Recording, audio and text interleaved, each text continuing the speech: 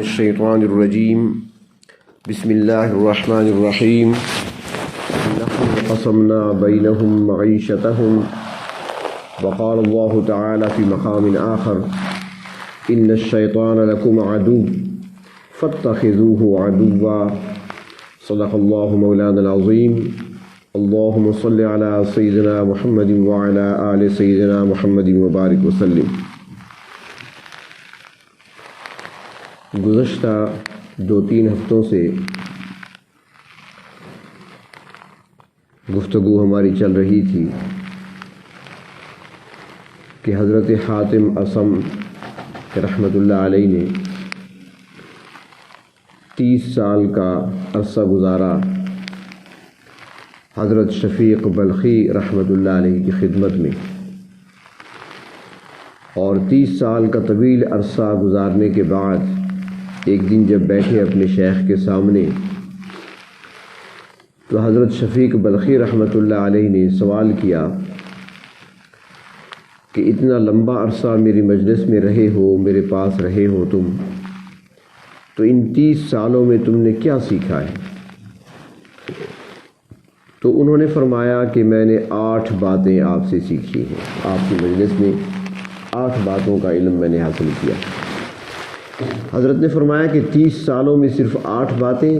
تو عرض کیا حضرت ہیں تو 8 باتیں، لیکن میں سمجھتا ہوں اگر ان پر میں عمل پیرا ہو جاؤں اور ان کی حقیقت کو سمجھتے ہوئے زندگی گزارنا شروع کر دوں تو میری دنیا کی زندگی میں میرے لیے راحت اور سکون کا باعث ہے، اور آخرت میں میرے لیے نجات کا باعث یہ 8 باتیں بن سکتی ہیں۔ تو انہوں نے پوچھا کہ وہ 8 باتیں کون سی ہیں؟ تو ان میں سے 4 باتیں تو گزشتہ 1-2 مجالس میں آپ کی خدمت میں عرض کی جا چکی ہیں۔ 5ویں بات جو انہوں نے فرمائی، وہ فرماتی ہیں کہ میں نے دیکھا کہ لوگ ایک دوسرے کی برائی بیان کرتے ہیں، ایک دوسرے کی مذمت کرتے ہیں، اور اس کی وجہ اور سبب کیا ہوتا ہے کہ ان کے دلوں میں حسد پایا جاتا ہے۔ میں نے یہ چیز لوگوں میں دیکھی ہے، اور یہ بیماری تقریباً عام ہی ہوتی ہے، ہر دور میں، ہر معاشرے میں، ہر مقام پہ حسد کا مرض زیادہ تر پھیلا ہوا ہوتا ہے، یعنی کسی کے پاس کسی نعمت کو دیکھ کر برداشت نہ کرنا، اور اس خواہش کا پیدا ہونا کہ اس کو یہ نعمت کیوں ملی ہے، چاہے وہ سواری کی صورت میں ہے، چاہے وہ اچھے مکان کی صورت میں ہے، چاہے وہ نعمت اولاد کی صورت میں ہے، چاہے وہ علم کی صورت میں ہے، اس سے حسد کرنا، یعنی اس سے اس چیز کے ضائع ہونے کی تمنا کرنا۔ مولوی سے تو ویسے ہی ہوتا ہے حسد، خواہ کا، علماء سے تو ہوتا ہی ہے۔ بھئی اس کی داڑھی پگڑی دیکھو اور اس کی گاڑی دیکھو، داڑھی پگڑی کا گاڑی سے کیا تعلق؟ اس کی کوٹھی دیکھی ہے آپ نے؟ مولوی بنا پھرتا ہے، تو کیا مولوی مقام میں نہیں رہے گا؟ کہاں رہے گا؟ جھونپڑے میں رہے گا، غاروں میں رہے گا؟ تو یہ علماء پر تو خیر یہ باتیں ہوتی ہیں۔ موٹر سائیکل خرید لے مسجد کا امام تو بس پھر محلے والے ایک دوسرے کو کہتے ہیں، اشاروں میں، گھروں میں بات ہوتی ہے، بچے کہتے ہیں موٹر سائیکل کہاں سے آئے؟ کوئی نعمت اسے مل جائے تو اعتراض ہوتا ہے، اور یہ کیوں ہوتا ہے کہ اندر وہ حسد پایا جاتا ہے، اور وہ نہیں چاہتے کہ ان کے پاس یہ نعمت ہو، اور یہی حسد ہے، اور یہی حسد تو تھا جس نے قابیل کو قتل کرنے پر مجبور کر دیا تھا، یہی حسد تو تھا جس نے فرشتوں کے استاد، جنات کے سردار کو ہمیشہ کے لیے مردود بنا دیا، ابلیس شیطان کو۔ حسد تھا حضرت آدم علیہ السلام کا، میں سجدہ کروں آدم کا، مٹی سے بنایا، میں اس کے آگے سجدہ کروں، حسد تھا دل کے اندر۔ یہی حسد تھا کہ جس نے یہود کو اسلام سے روکا۔ نبی اکرم صلی اللہ علیہ وسلم نے ارشاد فرمایا کہ مدینہ منورہ میں اس وقت 10 بڑے بڑے یہود کے علماء موجود تھے، اگر فرمایا کہ یہ یہود کے علماء اسلام قبول کر لیں تو کوئی یہودی باقی نہیں رہے گا، اور وہ جانتے بھی تھے، پہچانتے بھی تھے نبی اکرم صلی اللہ علیہ وسلم کو۔ اللہ تعالیٰ فرماتے ہیں یعرفونہ کما یعرفون ابناءہم، ایسے جانتے ہیں جیسے اپنی اولاد کو جانتے ہیں۔ اب مثلا 4-5 بچے کھڑے ہوں، ان میں ایک آپ کا بیٹا بھی ہو، تو کیا آپ یہ کہہ سکتے ہیں میرا بیٹا کون سا ہے؟ ایک کو دیکھیں، دوسرے کو دیکھیں، میرا بیٹا کون سا ہے؟ کبھی نہیں ہوگا، دور سے ہی پہچان لیں گے یہ میرا بیٹا ہے۔ جس طرح اپنے بیٹے کے پہچاننے میں انسان کو شک نہیں ہوتا، اسی طرح یہود کو نبی اکرم صلی اللہ علیہ وسلم کے پہچاننے میں شک نہیں تھا، جانتے تھے، پہچانتے تھے، نشانیاں موجود تھیں، لیکن انکار کر دیا۔ کیوں کیا؟ فرمایا حسدا من انفسہم، من عند انفسہم، ان کے اندر، دلوں کے اندر حسد پایا جاتا تھا کہ یہ نعمت پہلے بنی اسرائیل کے پاس تھی تو اب بنی اسماعیل میں کیوں چلی گئی، ہمارے خاندان سے کیوں نکل گئی نبوت؟ حسد تھا، حسد کی وجہ سے مارے گئے۔ اور حدیث شریف میں آتا ہے، اللہ کے رسول صلی اللہ علیہ وسلم فرماتی ہیں کہ ایاکم والحسد، بچو حسد سے۔ اور ایک جگہ فرمایا کہ حسد نیکیوں کو کھا جانے والی چیز ہے، جس طرح آگ کھا جاتی ہے خشک لکڑیوں کو، اس طرح جلا کر رکھ دیتی ہے۔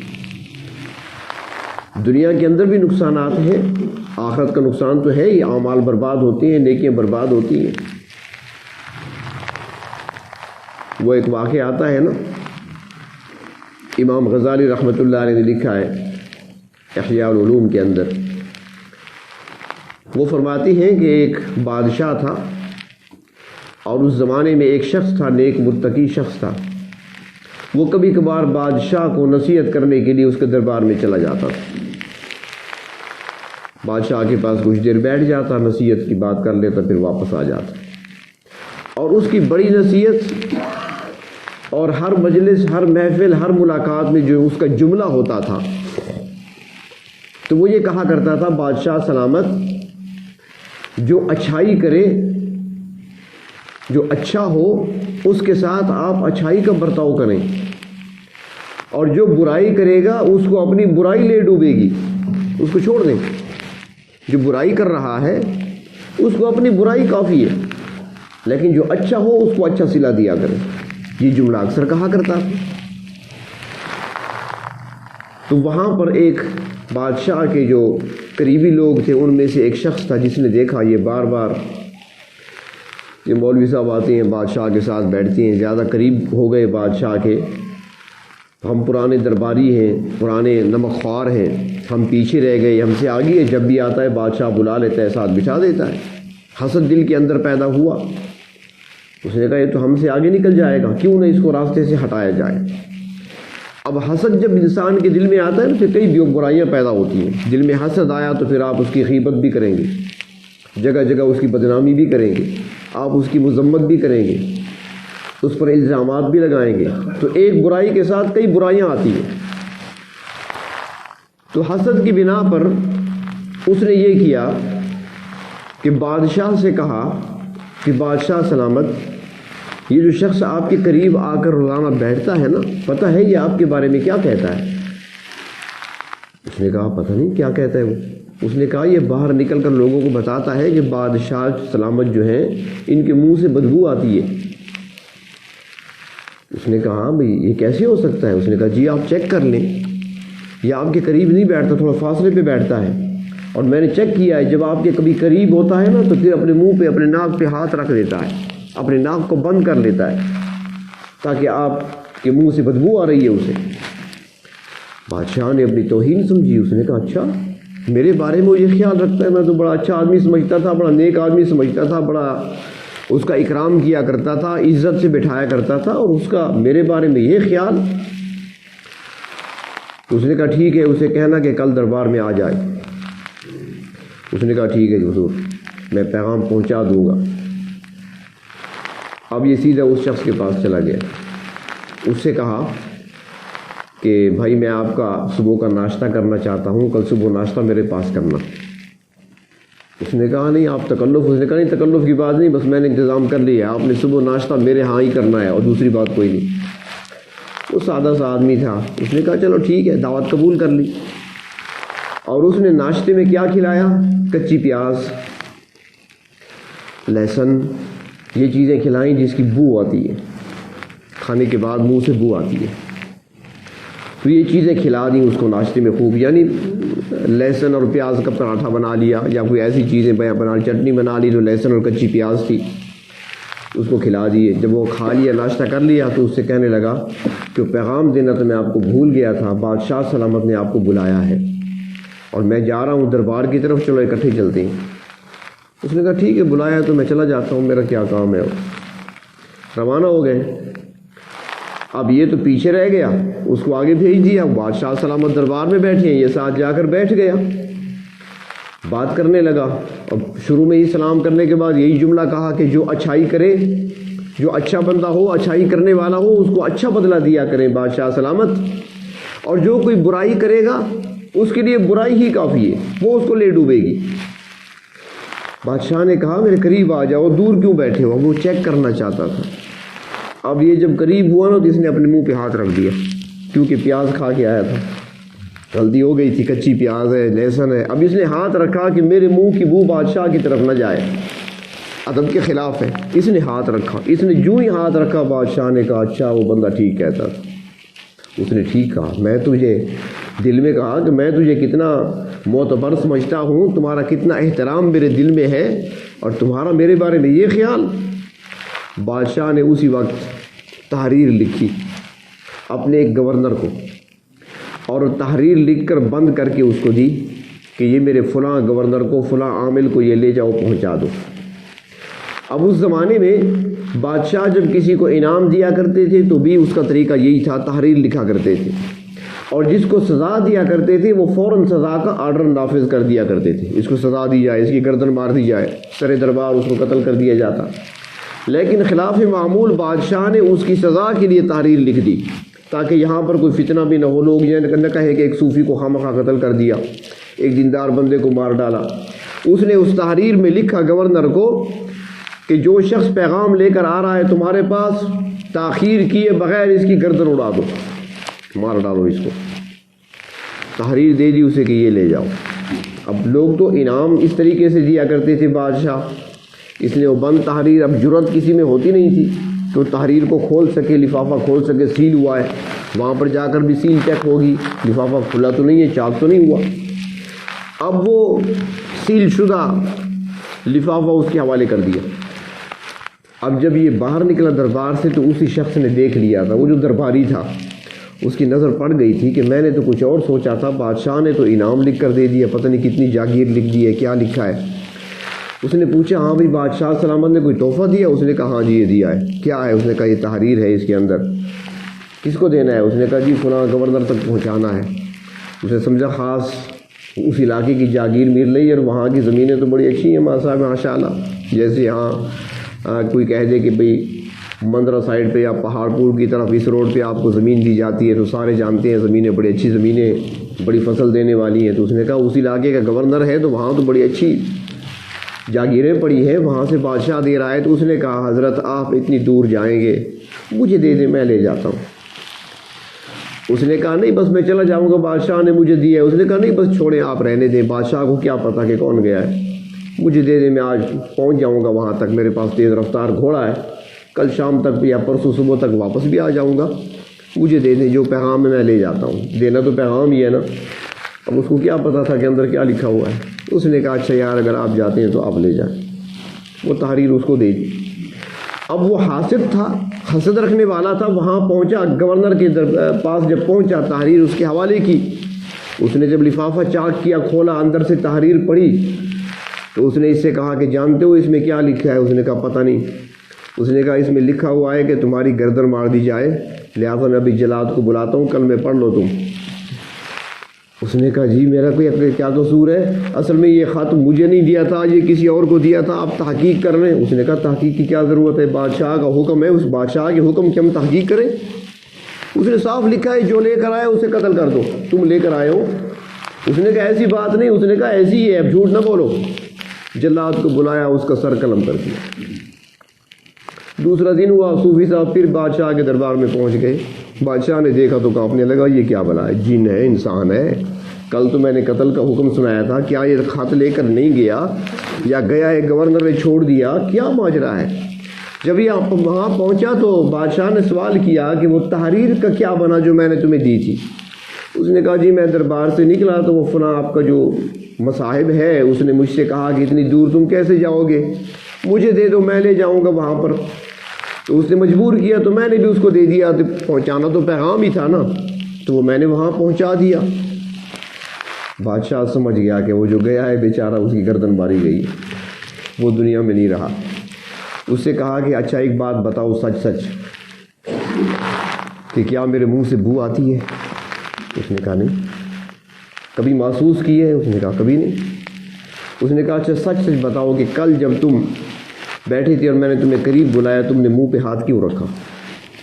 اس نے کہا جی بات یہ ہے کہ کل مجھے آپ کے اسی درباری نے مصاحب نے ناشتے پہ بلا لیا تھا، اور ناشتے پر بلا کر اس نے مجھے کچی پیاز اور لہسن کھلا دی تھی، اور میرے منہ سے بو آ رہی تھی، میں آپ سے دور ہونا چاہتا تھا، دور بیٹھنا چاہتا تھا۔ آپ نے مجھے قریب بلایا، میں آپ کے قریب ہوا تو بادشاہ جو ہوتی ہیں بڑے نفاست پسند ہوتی ہیں، تو میرے منہ سے پیاز اور لہسن کی بو آ رہی تھی، تو میں نے اس لیے ہاتھ رکھا تھا اپنے منہ پر تاکہ آپ تک میرے منہ کی بو نہ پہنچے، میں آپ کو بچانا چاہتا تھا اس سے، یہ وجہ تھی۔ بادشاہ کو ساری بات سمجھ آ گئی۔ اس نے کہا سمجھ آ گئی ہے کہ اس نے تم سے حسد کیا اور آج اپنے حسد کو پہنچ گیا، اور اس سے کہا صوفی صاحب وہ جملہ کیسے ہے جو تم کہا کرتے ہو؟ اس نے کہا جی اچھائی کرے اس کو اچھا صلہ دو، جو برائی کرے اس کو اپنی برائی ہی لے ڈوبے گی۔ تو حسد ایسی چیز ہے کہ جو دنیا کے اندر ہی انسان کو جلا دیتا ہے، اور حاسد ہمیشہ دل ہی دل میں جلتا ہی رہتا ہے، کڑن رہتی ہے۔ آگے والا بندہ ترقی کرتا رہتا ہے، دفتر میں ہے اس کو ترقی کیوں مل گئی، اس کی تنخواہ کیوں بڑھ گئی، اس کو عزت کیوں ملی، اس کو آفیسر بار بار اپنے آفس میں کیوں بلاتے ہیں، حسد دل میں پیدا ہو گیا۔ اب یہ حسد ساری زندگی رہتا ہے، جلتا رہتا ہے، وہ ترقی کرتا رہتا ہے۔ کسی کو اچھی سواری مل گئی، کسی کو اچھا مکان مل گیا، کسی کا کاروبار چمک اٹھا، کوئی عالم ہے تو اس کی بات سنی جا رہی ہے، پھر اس سے بھی حسد ہوتا ہے۔ لوگ کیوں اس کی بات سنتے ہیں؟ مولویوں کو مولویوں سے بھی حسد ہوتا ہے، ہوتا کم ہے، اتنا زیادہ نہیں، چند ایک ایسے ہوتے ہیں، ورنہ بیماری ہے اور یہ باطن کی بیماری ہے۔ تو فرمانے لگی حضرت حاتم اعصم رحمۃ اللہ علیہ حضرت شفیق بلخی کی خدمت میں کہ میں نے لوگوں کو دیکھا کہ ایک دوسرے سے حسد کرتے ہیں، ایک دوسرے سے جلتے ہیں، ایک دوسرے کی برائی بیان کرتے ہیں، اور ایک دوسرے کے پاس نعمتیں دیکھ کر کڑتے رہتے ہیں۔ تو میں نے قرآن پاک پہ نظر کی تو قرآن پاک میں نظر آیا رب تعالیٰ نے فرمایا کہ نحن قسمنا بینہم معیشتہم، تم کیوں ناراض ہوتے ہو، گلے شکوے کرتے ہو؟ اللہ فرماتی ہے کہ ان کے درمیان معیشت اور روزی کی تقسیم تو ہم نے کی ہے، یہ ان کا اپنا کمال تو نہیں ہے، وہ اپنے کمال سے تو وہاں تک نہیں پہنچا ہے، بلکہ یہ تقسیم تو ہماری ہے۔ جب تقسیم کرنے والے اللہ تعالیٰ ہے تو پھر ہمیں حسد کرنے کی کیا ضرورت ہے، پھر کسی سے جلنے کی کیا ضرورت ہے، پھر کسی پر دل کو کڑھانے کی کیا ضرورت ہے؟ جب میں نے یہ نقطہ سمجھ لیا تو میں نے ہر مسلمان سے حسد کرنا بھی چھوڑ دیا، اور دوسرے مسلمان سے میں نے اس کی مذمت کرنا بھی چھوڑ دی، میں نے غیبت کرنا بھی چھوڑ دی، کسی کی برائی بھی کرنا بھی میں نے چھوڑ دیا، کیونکہ میں نے سمجھ لیا جس کو جو کچھ ملا ہے وہ اللہ کی طرف سے ملا ہے، اور اگر عزت ملی ہے تو وہ بھی رب تعالیٰ فرماتی ہیں تو عز من تشاء و تذل من تشاء، جس کو اللہ چاہتے ہیں عزت دیتی ہیں، جس کو اللہ چاہتے ہیں ذلت دیتے ہیں۔ جب سب کچھ وہیں سے آتا ہے، دنیا کی بات ہے ہی نہیں، تو پھر اس پر مذمت کرنا کیا ہوگا، اور اس پر کسی پر کڑنا کیا ہوگا، اور کسی سے حسد کرنے کا کیا فائدہ ہوگا؟ فرمایا پانچویں چیز میں نے یہ سیکھی ہے اور میں نے اپنے دل کو حسد وغیرہ سے صاف کر دیا۔ فرمایا کہ چھٹی چیز وہ میں نے یہ دیکھی لوگوں میں کہ لوگ ایک دوسرے سے دشمنیاں رکھتے ہیں، دشمنیاں پالتے ہیں، عداوت رکھتے ہیں، بغض رکھتے ہیں دل کے اندر، کینہ رکھتے ہیں اپنے دلوں کے اندر اپنے مسلمان بھائیوں کے خلاف، دشمن بنتے ہیں ایک دوسرے کے، چھوٹی چھوٹی بات پر دشمنیاں چلتی ہیں، اور اختلافات پھر بڑھتے رہتے ہیں اور آگے چلتے رہتے ہیں، اور پھر بعض اوقات وہ اختلاف نسل میں بھی آ جاتا ہے، بچوں میں آ جاتا ہے، پھر وہ آگے بڑھتا ہے، آگے چلتا ہے۔ یہ بغض، کینہ اور عداوت یہ بھی باطنی بیماریاں ہیں۔ اللہ تبارک و تعالیٰ کو یہ بیماریاں اتنی ناپسند ہیں، اور جس دل میں یہ نہ ہو وہ دل اللہ کو اتنے پسند ہیں کہ اس بارے میں ایک حدیث شریف ہی کافی ہے۔ ایک حدیث شریف میں آتا ہے، حضرت انس رضی اللہ تعالی عنہ سے روایت ہے، وہ فرماتی ہیں کہ ہم نبی اکرم صلی اللہ علیہ وسلم کی مجلس میں بیٹھے ہوئے تھے، صحابہ کرام گرد بیٹھے ہیں اور آپ صلی اللہ علیہ وسلم درمیان میں تشریف فرما ہے، ستاروں کے جھرمٹ میں چاند ہے، تو آپ تشریف فرما ہے وہاں پر۔ تو اس دوران آپ نے ارشاد فرمایا کہ ابھی ایک شخص آنے والے ہیں، اگر کسی نے جنتی کو دیکھنا ہے نا تو اس کو دیکھ لینا، زمین پر چلتا پھرتا جنتی، کیا خوش قسمت تھے اللہ کے رسول جنت کی بشارتیں دیا کرتے، اور کیا ہی وہ آنکھیں تھیں جنہوں نے زیارتیں کی ہیں اللہ کے رسول صلی اللہ علیہ وسلم کے چہرے انور کی۔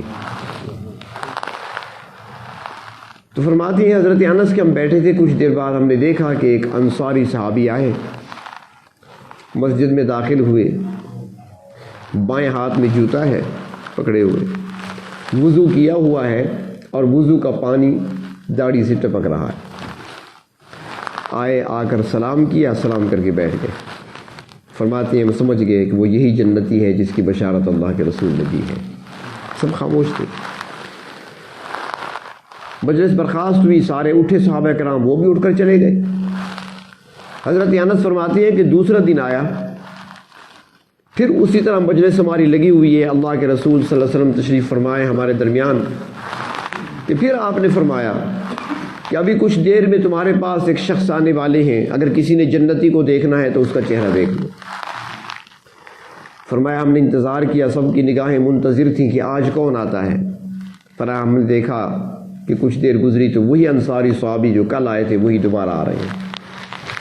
اسی طرح سلام کیا، وضو کر کے آئے تھے، اسی طرح بیٹھ گئے۔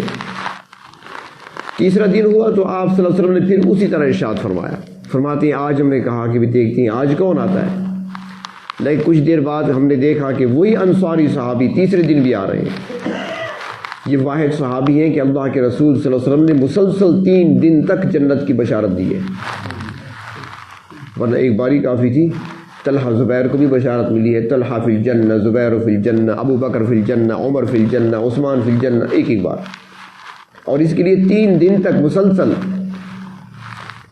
اب جب تیسرے دن مجلس برخاست ہوئی نا تو ان صحابہ کرام میں ایک وہ صحابی بھی ہیں کہ جن کو جو مشہور عبادت گزار صحابہ تھے، جو کثرت عبادت میں مشہور تھے، ان میں سے ایک ہے عبداللہ بن عمرو بن العاص رضی اللہ تعالی عنہما۔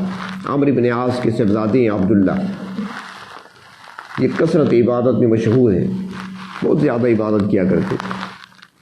انہوں نے کہا میں دیکھوں گا وہ کون سا عمل ہے جو کرتے ہیں تاکہ میں بھی وہ عمل اختیار کر لوں۔ جب وہ اٹھ کر انصاری صحابی نکلے مسجد سے، یہ بھی پیچھے روانہ ہو گئے، نوجوان تھے، ان سے جا کر ملے، سلام کیا اور کہنے لگے کہ حضرت میرا اپنے والد صاحب سے کچھ اختلاف ہو گیا، میں گھر نہیں جانا چاہتا، اگر اجازت ہو تو میں آپ کے ہاں مہمان بن کے ٹھہر سکتا ہوں؟ انہوں نے فرمایا کہ خوشی سے، عرب ویسے بھی مہمان نواز ہیں، مہمان نوازی میں عرب مشہور تھے اور مشہور ہیں۔ ایک لطیفہ آپ کو سنا دوں، بیچ میں یاد آ گیا، وہ انصاری صحابی تھے نا، تو انصار مدینے کے ہیں، ان کی میں مہمان نوازی کا عالم کیا تھا۔ درمیان میں مجھے یاد آ گئی بات کہ ایک مرتبہ باہر سے ایک لشکر آیا ہوا تھا، ان کے ساتھ جنگ ہو گئی، شاید کہ یمن سے ایک لشکر آیا تھا، شاہ طبہ لشکر آیا ہوا ہے، جنگ ہو رہی ہے مدینے والوں سے، اس وقت یہ یثرب کہلاتا تھا، جنگ ہو رہی تھی اور خون ریز جنگ تھی، وہ علاقے کو فتح کرنا چاہتا تھا، یہاں سے مکینوں کو نکالنا چاہتا تھا، ان پر غلبہ چاہتا تھا۔ لیکن جب شام ہوتی تھی تو مدینے والے جو تھے نا ایک کھانا پکا کر وہاں بھیج دیتے تھے کہ مہمان ہیں، مسافر ہیں، مہمان نوازی کا یہ عالم۔ وہ دشمن ہے، مقابلے پہ آیا ہے، جنگ ہو رہی ہے، دن کو جنگ ہوتی ہے، شام کو کھانا بنا کر بھیج رہے ہیں، مہمان نواز تو ایسے تھے وہ۔ تو چنانچہ انہوں نے کہا ٹھیک ہے میرے پاس ٹھہر جاؤ۔ حضرت عبداللہ عمرو بن عاص کے بیٹے ان کے ساتھ ہو لیے، انہوں نے بیٹھک یا جو ہوگا کمرہ ہوگا بتا دیا، یہاں پر آپ قیام کریں۔ میں بھی آپ کے ساتھ ہوں گا یہاں پر. کھانا وغیرہ اکٹھے کھایا. رات ہوئی, عشاء کی نماز پڑھ کے آئے مسجد سے, تو وہ خیر سے انصاری صحابی معمولات اپنے وہ چند ایک اذکار کر کے سو گئے. اب یہ دیکھتے رہے کہ جنت کی بشارت ملی ہے, ساری رات قیام کرتے ہوں گے, پتہ نہیں تہجد کتنی پڑھتے ہیں, رکعات میں قرآن کتنا پڑھتے ہیں. اب یہ دیکھتے رہے, وہ سوئے رہے. فرماتے ہیں وہ اتنا تھا کہ جب کروٹ بدلتے ہوئے آنکھ کھل جاتی, تھوڑا سا اللہ کا ذکر کر لیتے, پھر نیند آ جاتی, سو جاتے. یہاں تک کہ صبح کی اذان کا وقت ہوا تو اس وقت اٹھے, بیدار ہوئے, وضو بنایا, سنت پڑھی, پھر مسجد چلے گئے نماز کے لیے. نماز پڑھ کے آئے, واپس آئے تو پھر اپنے کام پر, اور کام ان کا کھیتی باڑی تھا. یہ دن کو بھی ان کے ساتھ رہے. پھر شام ہو گئی, شام کو پھر وہی معمول, رات کو سوئے رہے ساری رات. صبح کو نماز کے لیے اٹھے, جماعت سے نماز پڑھی, اور سارا دن کھیتوں میں کام کرتے رہے. جب بھی اذان ہوتی کام چھوڑ دیتے, نماز پڑھتے مسجد جا کر, پھر آ کر کام میں مشغول ہو جاتے. یہ بڑے حیران تھے کہ کام عمل بھی پر ظاہر نظر نہیں آ رہا, زیادہ عمل بھی کوئی نظر نہیں آتا, نہ کوئی تہجد زیادہ ہے, نوافل زیادہ ہے, نہ کوئی اور نوافل ہے, نہ کوئی خاص ذکر اذکار ہے, کچھ بھی نہیں ہے, معمول کے مطابق ہے سب کچھ. تو آخر وہ کون سی چیز ہے کہ اللہ کے رسول صلی اللہ علیہ وسلم 3 دن تک مسلسل جنت کی بشارت دیتے رہے؟ یہاں تک کہ حضرت عبداللہ نے 3 راتیں ان کے ساتھ گزاری. جب تیسرا دن گزر چکا تو اب ان سے کہا کہ حضرت اب میں جانا چاہتا ہوں, اور میں اتنی بات عرض کر دوں کہ میرا والد صاحب سے کوئی اختلاف نہیں ہے. اصل بات یہ ہوئی تھی کہ 3 دن ایسے مسلسل اللہ کے رسول صلی اللہ علیہ وسلم آپ کے بارے میں ارشاد فرماتے رہے, تو میں نے 3 دن آپ کے پاس قیام کیا. میں آپ کے اعمال دیکھنا چاہتا تھا کہ وہ کون سا ایسا عمل ہے مخصوص جس کی وجہ سے آپ کے لیے بشارتیں اللہ کے رسول صلی اللہ علیہ وسلم کی زبان مبارک سے جاری ہوتی ہیں. لیکن 3 دن 3 راتیں آپ کے ساتھ مسلسل رہا, میں نے پوری نگرانی کی ہے, آپ کے ہر عمل پہ نظر رکھی ہے, مجھے کوئی خاص عمل تو نظر نہیں آیا. اب آپ سے پوچھنا چاہتا ہوں, آپ خود بتا دیں وہ کون سا عمل ایسا آپ کرتے ہیں جو منفرد ہے. انہوں نے فرمایا کہ بھئی بات یہ ہے کہ جو کچھ آپ نے دیکھا بس عمل تو یہی ہے, اس کے علاوہ تو میں کوئی خاص عمل چھپ کر تو کوئی نہیں کرتا. یہی میرے اعمال ہیں, یہی میرے شب و روز ہیں, یہی میری عبادت ہے جو تم نے دیکھی ہے, یہی میرا کام ہے جو تم دیکھتے ہو, اور تو کچھ نہیں. انہوں نے فرمایا اچھا ٹھیک ہے جی, پھر السلام علیکم, مجھے اجازت. چلے گئے. جب روانہ ہوئے چند قدم چلے تھے کہ پیچھے سے انہوں نے آواز دی, عبداللہ آؤ ذرا 1 منٹ. واپس آ گئے. انہوں نے کہا ایک بات مجھے یاد آئی. فرمایا بتاؤ کون سی؟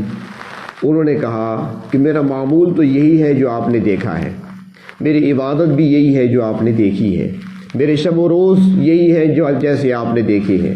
ایک بات ہے کہ میں مسلمانوں کا ہمیشہ ہمدرد و خیر خواہ رہا ہوں. میرے دل میں ہر مسلمان کے لیے خیر خواہی اور ہمدردی کا جذبہ تو ہے, محبت کا جذبہ ہے. میرے دل میں کسی مسلمان کے لیے نہ حسد ہے, نہ بغض ہے, نہ کینہ ہے. تو حضرت عبداللہ کہنے لگے یہی تو وہ چیز ہے کہ اللہ کے رسول صلی اللہ علیہ وسلم نے 3 دن تک مسلسل جنت کی خوشخبری سنائی ہے. اب اس بات سے سمجھ لیا جائے کہ یہ کتنی بڑی بیماریاں ہیں, اور اگر یہ بیماریاں نہ ہوں تو کتنا انعام ملتا ہے. تو وہ فرماتے ہیں, حضرت حاتم اصم فرماتی ہیں حضرت شفیق بلخی رحمۃ اللہ علیہ سے کہ میں آپ کے پاس 30 سال کا عرصہ جو میں نے گزارا ہے اس میں میں نے ایک تو یہ دیکھا, لوگوں کو میں نے دیکھا کہ وہ ایک دوسرے سے عداوت رکھتے ہیں, ایک دوسرے سے بغض رکھتے ہیں, ایک دوسرے کا کینہ اپنے دل میں دوسرے کے خلاف رکھتے ہیں. تو پھر میں نے قرآن پاک پہ نظر دوڑائی تو قرآن کریم میں آیت سامنے چمک رہی تھی کہ رب تعالیٰ نے فرمایا اے میرے بندو ان الشیطان لکم عدو, بے شک شیطان تمہارا دشمن ہے, فاتخذوہ عدوا, لہذا تم بھی اس کو دشمن بنا لو. یعنی عداوت کرنی ہے, دشمنی کرنی ہے تو شیطان کے ساتھ کرو, آپس میں نہ کرو. فرمایا جب میں نے یہ دیکھا تو میں نے اپنے دل سے عداوت کو نکال دیا. اب میرے دل میں نہ کسی مسلمان کے خلاف بغض ہے, نہ نفرت ہے, نہ کینہ ہے, نہ کدورت ہے, اور نہ عداوت ہے. میرا سینہ دوسرے مسلمان کے لیے صاف اور پاک ہے. یہ بات میں نے آپ کی مجلس میں 30 سال رہا ہوں. 6ٹھی بات میں نے یہ سیکھی ہے. تو اللہ تبارک و تعالی ہمیں بھی ایسا سینہ عطا فرمائے جو بے کینہ ہو, اللہ تعالی ہمیں بھی ایسا دل عطا فرمائے جو ہر قسم کی کدورت سے، نفرت سے، بغض سے، کینے سے، عداوت سے، حسد سے پاک اور صاف ہو۔ جب یہ دل پاک اور صاف ہوگا تو یہی دل ہی قیامت کے دن کام آنا ہے۔ آتا ہے قرآن حکیم میں یوم لا ینفع مال ولا بنون، کہ قیامت کے دن نہ مال کام آئے گا نہ بیٹے کام آئیں گے، نہ اولاد کام آئے گی نہ وہاں پر مال کام آئے گا۔ ان دو چیزوں پر ہی تو انسان کو بڑا گھمنڈ ہوتا ہے، ان دو چیزوں پر ہی انسان دنیا میں اکڑتا ہے۔ مال ہے، میرے پاس پیسہ ہے، میں پیسہ دے کر جان چھڑا لوں گا، رشوت دے کر جان چھڑا لوں گا۔ اللہ نے فرمایا وہاں پر مال کام نہیں آئے گا، اولاد بھی کام نہیں آئے گی۔ اللہ کون سی چیز کام آئے گی؟ فرمایا الا من اتى اللہ بقلب سلیم، جو قلب سلیم لے کر آئے گا، روشن دل لے کر آئے گا، صاف پاکیزہ دل لے کر آئے گا، وہی کامیاب ہوگا۔ تو وہاں پر پاکیزہ دل، اور پاکیزہ دل وہ ہے جو بغض سے، نفرت سے، کینے سے، حسد سے پاک ہوگا، برائیوں سے پاک ہوگا اور اللہ کی محبت سے لبریز ہوگا۔